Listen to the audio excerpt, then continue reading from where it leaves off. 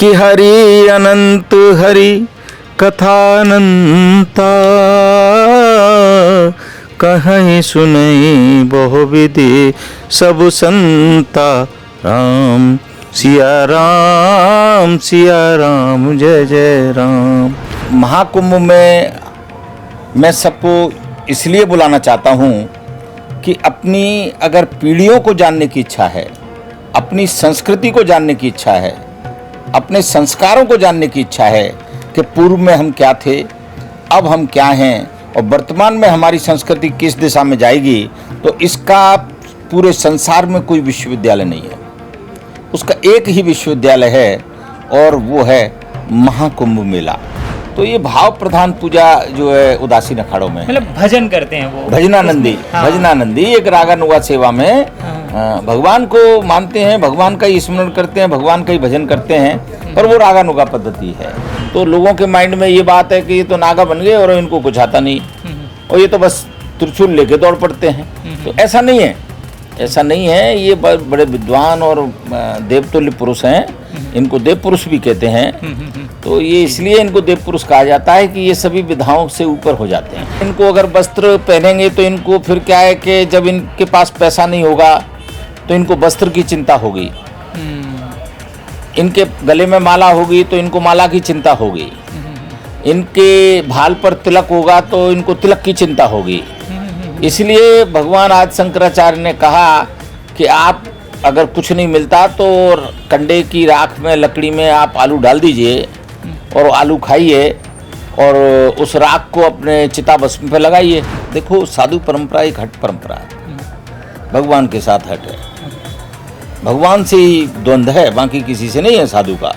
संसार को तो वो भगवान से लेके देता है, राख नहीं है वो, लोगों की निगाह में वो राख है पर भगवान का आवरण है। रामाय राम भद्राय रामचंद्राय वेस्य रघुनाथाय नाथाय सीतापते नमः। नमस्कार, मैं हूं संजय मिश्रा और आप देख रहे हैं तिलक पत्रिका।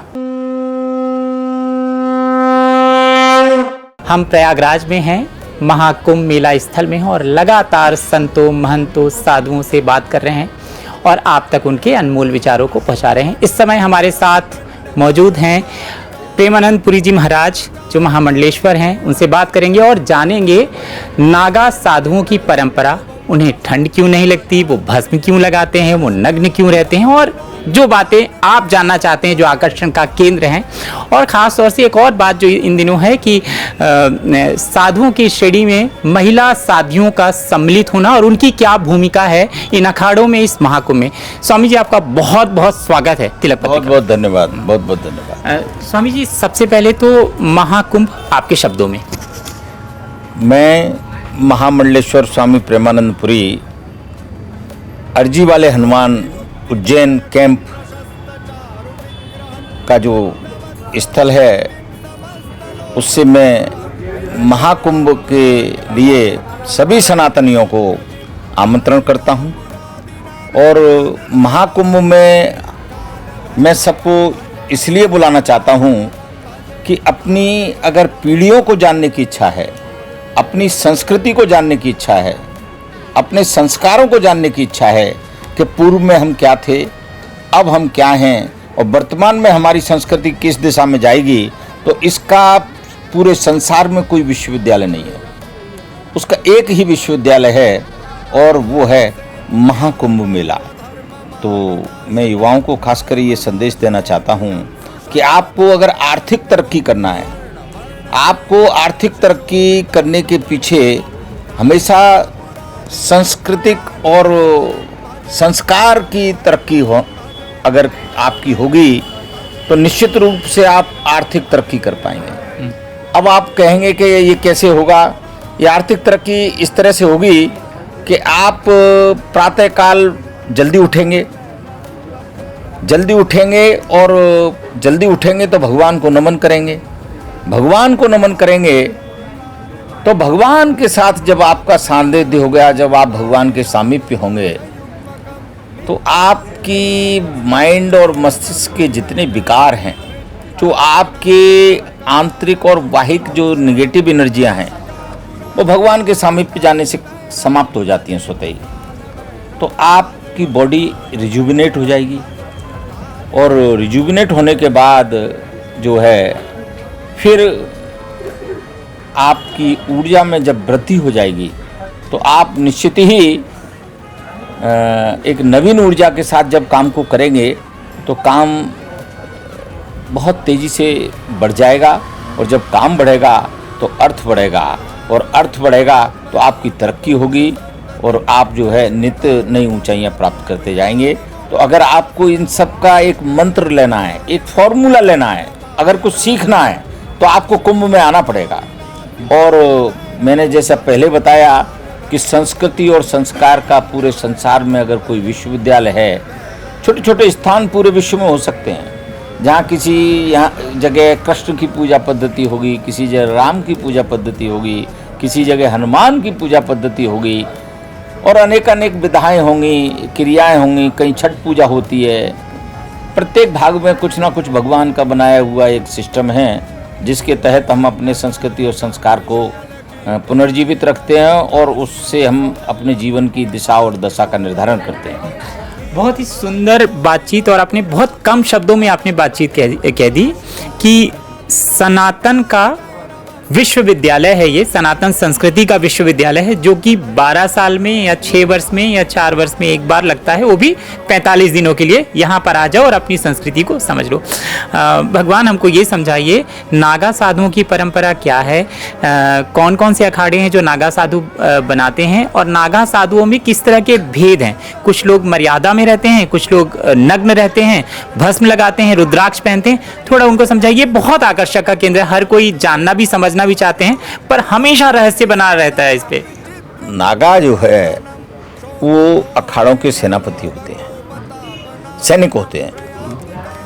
तो प्राचीन समय में जब संवैधानिक व्यवस्था नहीं थी और अनेक विधर्मियों का सनातन पर प्रहार करना, अनेक आक्रांताएं जो अफगानिस्तान से आए और अनेक अनेक देशों से आए, जब उन विधर्मियों ने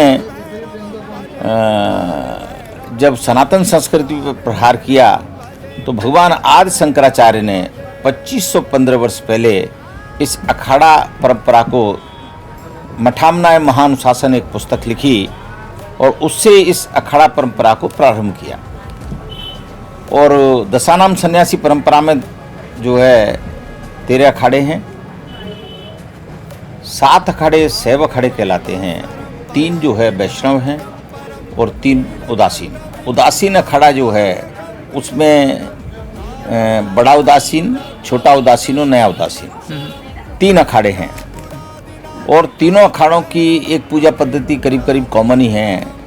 वो एक 2 तरह की भगवान की सेवा होती है। एक सेवा होती है भगवान की वैद की सेवा, और एक भगवान की सेवा होती है रागानुगा सेवा। जी जी। तो ये जो हमारे 10 अखाड़े हैं ये वैद की सेवा वाले अखाड़े हैं, जहाँ के वैद की सेवा में भगवान का भोग लगना नियम से, भगवान का आचमन होना, स्नान होना, फिर आरती करना, फिर हरण करना, ये सब परंपराएं जो हैं वैद की सेवा में एक निश्चित समय और निश्चित आवृत्ति से मंत्रों का उच्चारण होना, ये सब होता है वैद। और उदासीन अखाड़े जो है वो रागानुगा पद्धति से जो है भगवान को मानते हैं, और वो एक बहुत ही आनंद का विषय है, क्योंकि उसमें ये जरूरी नहीं है कि हम एक सिस्टम से चलें। वो भाव की पूजा करते हैं, भाव से रीझे नटवर नंद किशोर। तो ये भाव प्रधान पूजा जो है उदासीन अखाड़ों में, मतलब भजन करते हैं वो, भजनानंदी। हाँ। भजनानंदी एक रागानुगा सेवा में भगवान को मानते हैं, भगवान का ही स्मरण करते हैं, भगवान का ही भजन करते हैं, पर वो रागानुगा पद्धति है। तो रागानुगा पद्धति से जो काम करते हैं वो एक आनंद के लोग होते हैं। और भगवान आदि शंकराचार्य को इस समय महसूस हुआ होगा कि 5 उंगलियां जब शरीर में एक सी नहीं है, भगवान ने हर एक की चित्तवृत्ति अलग बनाई है। तो भगवान आदि शंकराचार्य को ये महसूस हुआ होगा उस समय। मैं जो सोचता हूँ कि जो है हमको भाव के भी कुछ लोग और कुछ संप्रदाय, कुछ अखाड़े बना देना चाहिए। तो ये भावपूर्ण अखाड़े हैं। हाँ, अच्छा, इस तरीके से। अब इसी इसमें तरह से। आप नागा की परंपरा और वो बता रहे थे। और नागा परंपरा जो है वो जैसे 6 अखाड़े जितने हैं उनमें 6 अखाड़ों में जो है वो आचार्य परंपरा है और एक अखाड़े में जो है वो सभापति परंपरा है, वो है अग्नि अखाड़ा। तो नागा जो है वो प्राचीन काल में विधर्मियों की आक्रांताओं के आक्रमण करने के लिए सैनिक तैयार किए गए थे। और ऐसा नहीं है कि ये आए और इनके कपड़े उतार दिए और इनको नागा बना दिया और चिताभस्म में लगा दी, ये कुछ नहीं है। पहले इनको संस्कृति और संस्कार से ओतप्रोत किया जाता है, शास्त्रोक्त किया जाता है। कितने वर्ष तक? ये करीब 5 वर्ष तक, 5 वर्ष तक सारी परंपराओं का ज्ञान, क्योंकि अगर परंपराओं को नहीं सीखेगा नागा तो परंपराओं की रक्षा कैसे करेगा। मतलब उनको शस्त्र और शास्त्र कला सिखाई जाती है। दोनों का ज्ञान जो है इनको होता है। और ये बड़े, ऐसा नहीं है ये नागा दिख रहे हैं तो बोलते नहीं हैं तो विद्वान नहीं है। अगर ये नागा अच्छा और बुरा नहीं समझेंगे, संस्कृति और संस्कार में भेद नहीं समझेंगे, अधर्म और विधर्म में भेद, धर्म में भेद नहीं समझेंगे, अगर अधर्म और धर्म में भेद नहीं समझेंगे तो ये रक्षण कैसे करेंगे। तो लोगों के माइंड में ये बात है कि ये तो नागा बन गए और इनको कुछ आता नहीं और ये तो बस त्रिशूल लेके दौड़ पड़ते हैं। तो ऐसा नहीं है, ऐसा नहीं है। ये बड़े विद्वान और देवतुल्य पुरुष हैं, इनको देव पुरुष भी कहते हैं। तो ये इसलिए इनको देव पुरुष कहा जाता है कि ये सभी विधाओं से ऊपर हो जाते हैं। आज 2515 वर्ष से ये सिस्टम चल रहा है। आदिकाल से कुंभ लग रहे हैं और नागा आ रहे हैं, लोगों को दर्शन दे रहे हैं और परंपराओं का निर्वाह कर रहे हैं। तो ये मर्यादाएं हैं, तभी तो ये सब हो रहा है। भगवान नागा नग्न क्यों रहते हैं? देखिए, भौतिकता और अभौतिकता, परा और अपरा, 2 शब्द हैं जिनसे मनुष्य देह का निर्धारण होता है। तो जब भगवान आदि शंकराचार्य ने ये सोचा कि ये धर्म की रक्षा करेंगे, तो धर्म की रक्षा करेंगे तो इनको बिल्कुल मुक्त किया जाए। क्योंकि अगर वस्त्र पहनेंगे तो इनको फिर क्या है कि जब इनके पास पैसा नहीं होगा तो इनको वस्त्र की चिंता होगी, इनके गले में माला होगी तो इनको माला की चिंता होगी, इनके भाल पर तिलक होगा तो इनको तिलक की चिंता होगी। इसलिए भगवान आदि शंकराचार्य ने कहा कि आप अगर कुछ नहीं मिलता तो कंडे की राख में, लकड़ी में आप आलू डाल दीजिए और आलू खाइए और उस राख को अपने चिताभस्म पे लगाइए।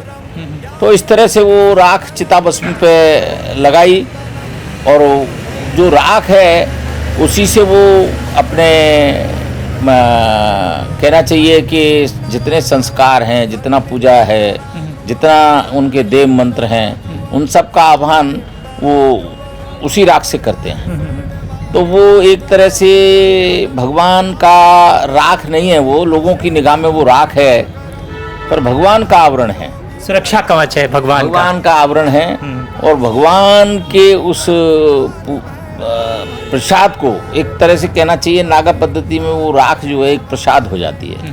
तो उस प्रसाद का वो आलेपन करके समाज को ये दिशा देते हैं, ये भी दिशा देते हैं वो समाज को कि क्या लेकर के आया बंदे, क्या लेकर के जाएगा, मुट्ठी बांधे आया जग में, हाथ पसारे जाएगा। एक तरीके से वो शिशु के समान होते हैं, क्योंकि अपना पिंड दान करके आए हुए होते हैं, तो एक नया जीवन और शिशु के जैसा जीवन। पिंड दान क्यों होता है?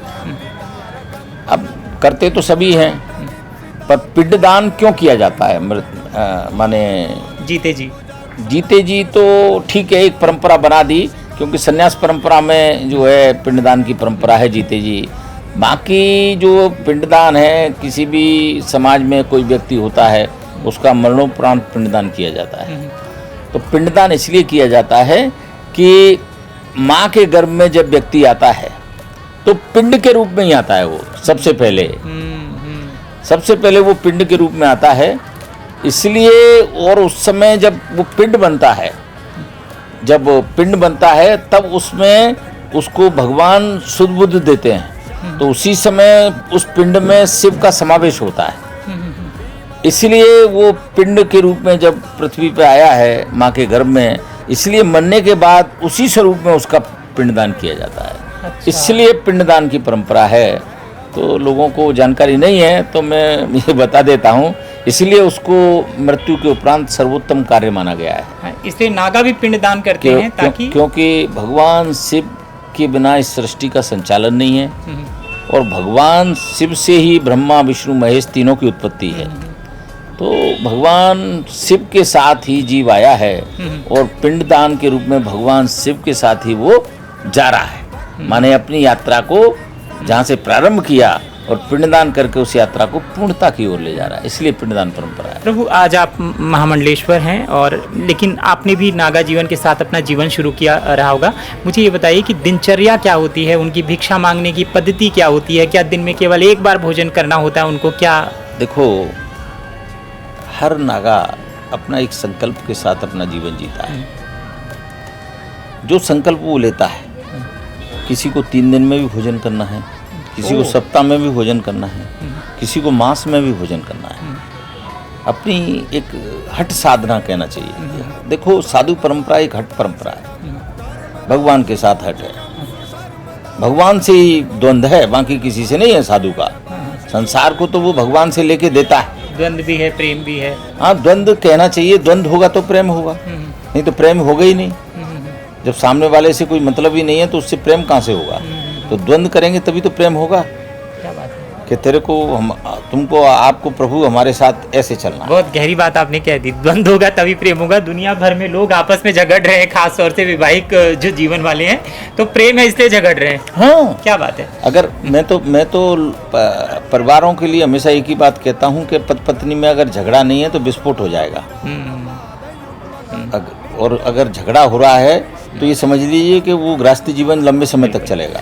तो महाराज बता रहे थे आप उनकी दिनचर्या, तो ऐसा उनका संकल्प के साथ उनकी दिनचर्या प्रारंभ होती है।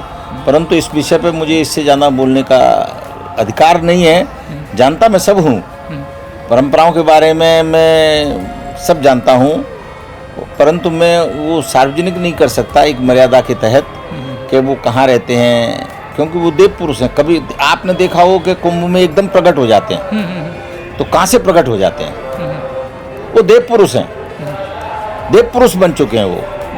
वो अनेक विद्याओं के ज्ञाता हैं, तो वो आते हैं और चले जाते हैं। आप लोग उनका दर्शन करके अपने आप को धन्य मानते हैं, परंतु आप जिस भाव से उनका दर्शन करेंगे उस समय वो आपकी वो मनोकामना पूरी कर देंगे।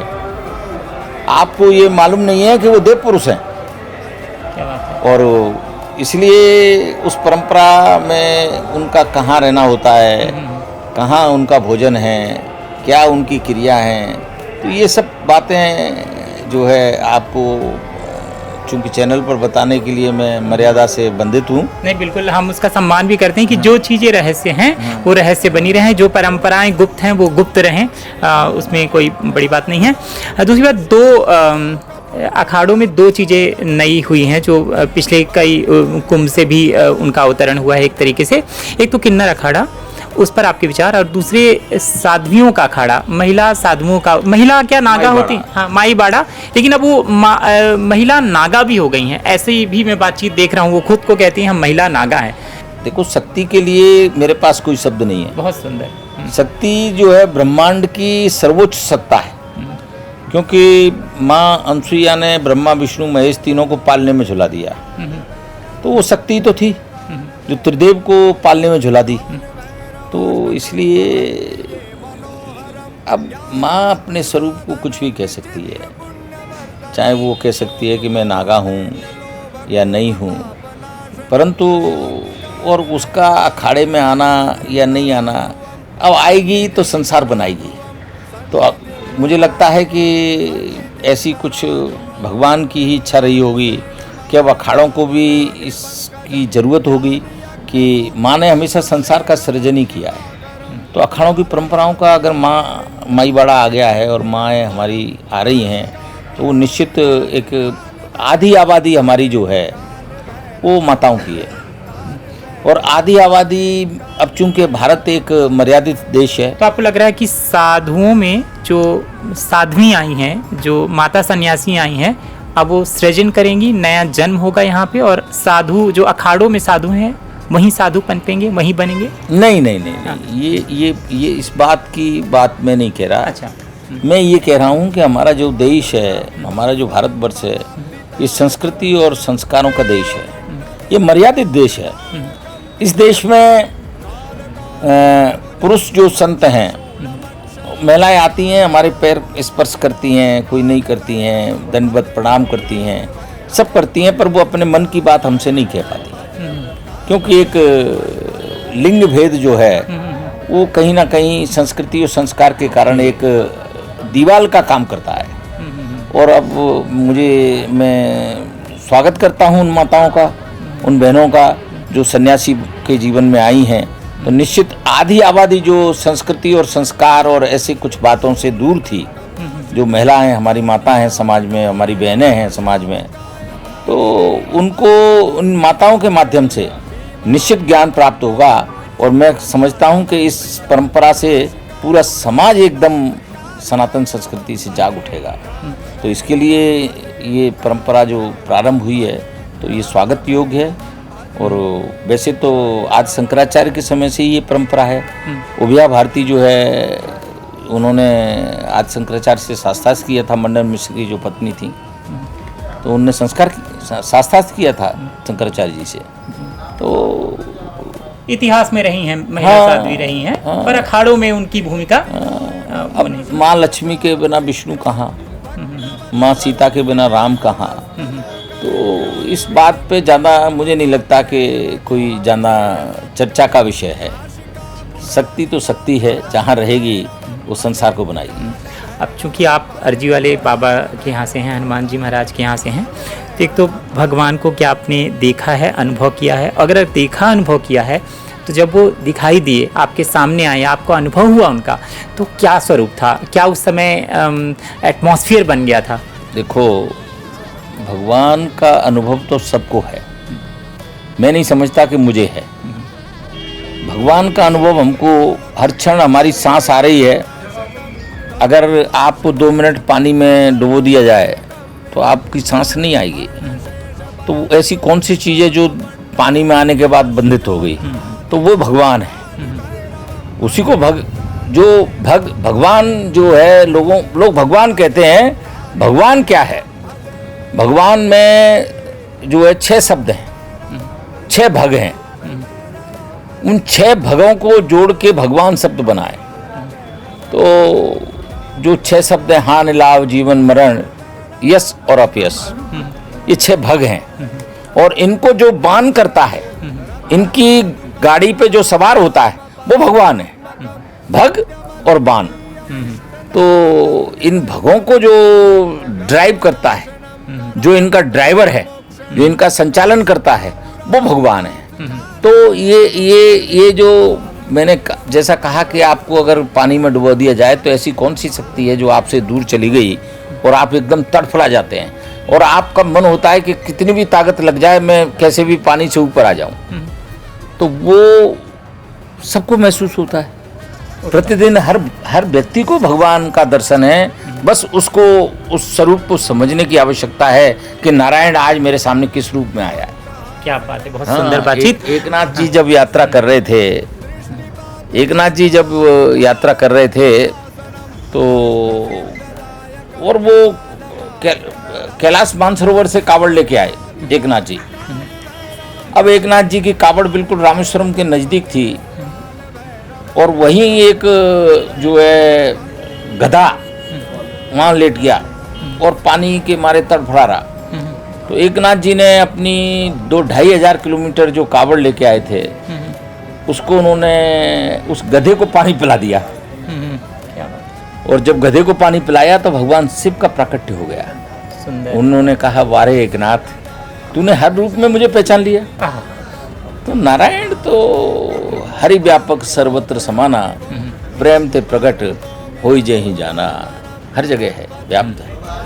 प्रयागराज तीर्थ स्थान है और तीर्थों के तीर्थ हैं, प्रयागराज तीर्थराज हैं। आप उज्जैन से आते हैं, वो भी महादेव का स्थान है। यहाँ का बखान आप किन शब्दों में करेंगे तीर्थराज का? एक लाइन में मैं कहना चाहता हूँ कि जो इस समय, जो इस काल में, जो कि 14 जनवरी से 3 फरवरी तक है, जो एक 20-25 दिन का समय है वो कुंभ मेला है। बाकी तो ठीक है, शिवरात्रि तक गंगा तो 12 महीने और 365 दिन पवित्र है, उसके स्नान में तो कोई बात ही नहीं है। माँ तो मोक्षदायिनी है। पाप को जब आते हैं लोग तो अपने पाप छोड़ के जाते हैं और पुण्य ले जाते हैं माँ गंगा से। तो निश्चित तीर्थराज प्रयाग का जो क्षण है ये 20-25 दिन का, ये अगर जीवन में मनुष्य अपने जीवन को आरोग्यता प्रदान करना चाहता है, अपने जीवन को ऊर्जा प्रदान करना चाहता है, अपने जीवन को आकार देना चाहता है, तो कुंभ मेले में आके स्नान कर ले, आचमन कर ले, तो निश्चित उसका कल्याण हो जाएगा। मैं संजय बहुत धन्यवाद देता हूँ, बहुत स्वागत करता हूँ इस तिलक चैनल का, जो संस्कृति और संस्कार को पूरे विश्व में बढ़ा रहा है। ये अर्जी वाले हनुमान उज्जैन का कैंप है, जहाँ पूरे विश्व से लोग अपने अपनी अनेक पीड़ाओं के लिए, अपने सुख और दुख के लिए अर्जी लगाते हैं हनुमान जी को। एक विशेष परंपरा के तहत अर्जी लगाई जाती है। तो ऐसे हनुमान जी की सेवा में बैठने का मुझे सौभाग्य मिला, और आज तिलक चैनल के माध्यम से मुझे संजय जी से बात करने का अवसर मिला। तो मैं संस्कृति और संस्कार के लिए तिलक चैनल को बहुत आशीर्वाद देता हूँ, धन्यवाद देता हूँ। इसके सभी सहयोगियों को मैं बहुत आशीर्वाद देता हूँ, और अपनी वाणी को एक शब्द कह के, क्योंकि ये शास्त्र की भूमि है, ये ज्ञान की भूमि है ये प्रयागराज। तो मैं एक बात कह के अपनी वाणी को विराम देता हूँ कि हरि अनंत हरि कथानंता, कहीं सुनई बहु विधि सब संता, राम सिया राम जय जय राम। तो मेरा सभी को बहुत बहुत धन्यवाद, साधुवाद, आशीर्वाद, और सभी लोग महाकुंभ मेले प्रयागराज में पधारें।